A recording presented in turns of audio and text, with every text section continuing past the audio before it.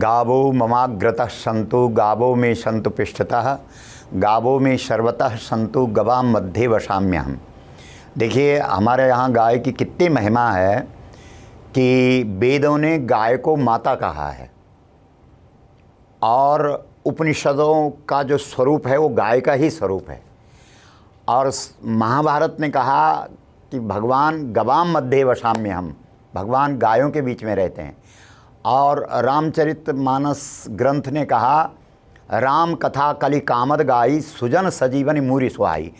अर्थात हमारा जो सनातन धर्म है उसकी जो शुरुआत है वो गाय से ही हुई है। जो गाय का श्वास है उससे वेदों का जो निर्माण है वो हुआ है। इतनी बड़ी महिमा, इसलिए हमारे ऋषियों ने हम लोगों को गोत्र दिया है। और गोत्र शब्द का सीधा अर्थ होता है गो यानी गाय और त्र यानी रक्षा। तो इस देश में हर व्यक्ति का परिचय जब पूछा जाता था तो यह पूछा जाता था किम गोत्रस्य, आपका गोत्र क्या है। मतलब आप गौ रक्षक हैं तो आप भारतीय हैं, अगर आप गौ रक्षक नहीं हैं तो आप भारतीय नहीं हैं। आपको आश्चर्य होगा इस देश के अंदर, जिस देश की आत्मा गाय है, भारत शब्द का अर्थ वही बनता है, सनातन शब्द का अर्थ वही बनता है जो गाय शब्द का अर्थ बनता है। अर्थात सनातन, गाय, भारत, ये तीन शब्द होते हुए भी ये पर्यायवाची शब्द हैं।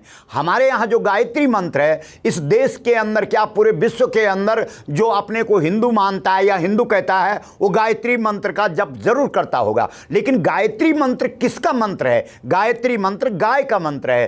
तत्सवितुः, उसमें सूर्य है, गाय की पीठ में सूर्य है। वरेण्यम, इसका वरण किया जाए। हर व्यक्ति का कर्तव्य है कि वो गाय का वरण करे। भर्गो देवस्य, यह जो गौ माता है ये हर व्यक्ति के जीवन में जो उसका तमोगुण अंधकार है उसको दूर कर देगी और जो सत्वगुण प्रकाश है उसको पैदा कर देगी। भर्गो देवस्य धीमहि, इस गौ माता का हर व्यक्ति को ध्यान रखना चाहिए। हम लोगों ने आंखें बंद करवा दी कि ध्यान करो।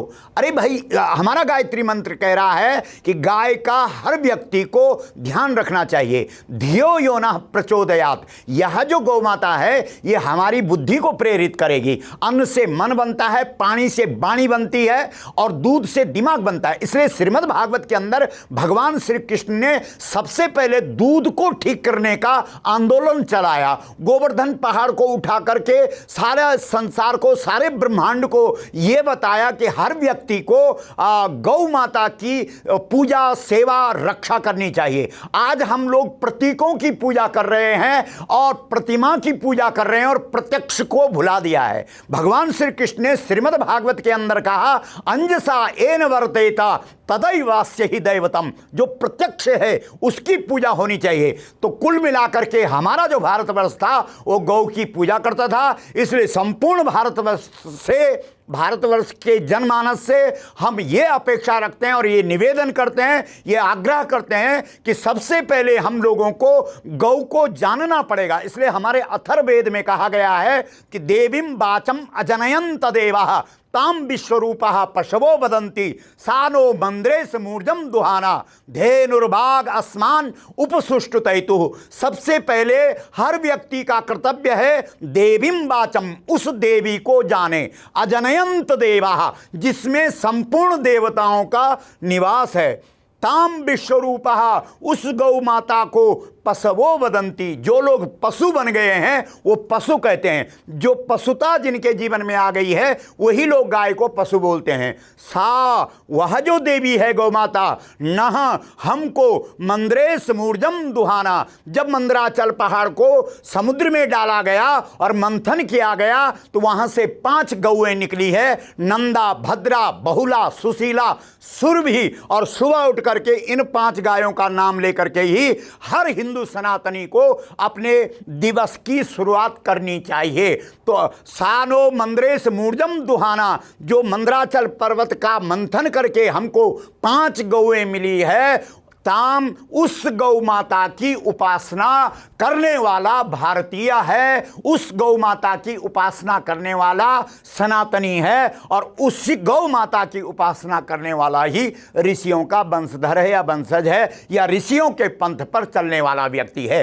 जो गाय को मां कहता है, समझता है, वही व्यक्ति वेद क्या कह रहा है, उपनिषद क्या कह रहा है, रामायण क्या कह रही है, महाभारत क्या कह रही है, वही व्यक्ति समझ सकता है। जिस प्रकार से सीता जी को प्राप्त करने के लिए, द्रौपदी को प्राप्त करने के लिए शर्त है, उसी प्रकार जो हमारे सनातन में धर्म ग्रंथ हैं, वेद से लेकर के और हनुमान चालीसा तक, उन ग्रंथों के तात्पर्य को, सार को, रहस्य को वही व्यक्ति समझ सकता है जो पहले गौ माता को माता समझता हो। इसलिए इस देश के अंदर सबसे बड़ा जो आजादी का आंदोलन हुआ था वो गौ माता के लिए हुआ था। लेकिन जैसे ही अंग्रेज इस देश से गए, हमारी रीति नीति परंपरा कोई उसमें परिवर्तन नहीं हुआ, और आज भी इस देश के अंदर गाय को पशु का दर्जा दिया गया है, और हम इसके विरुद्ध में पूरे देश के अंदर अभियान चला रहे हैं। बस इन शब्दों के साथ आज के ये बात को यहीं पर विराम देता हूं। मां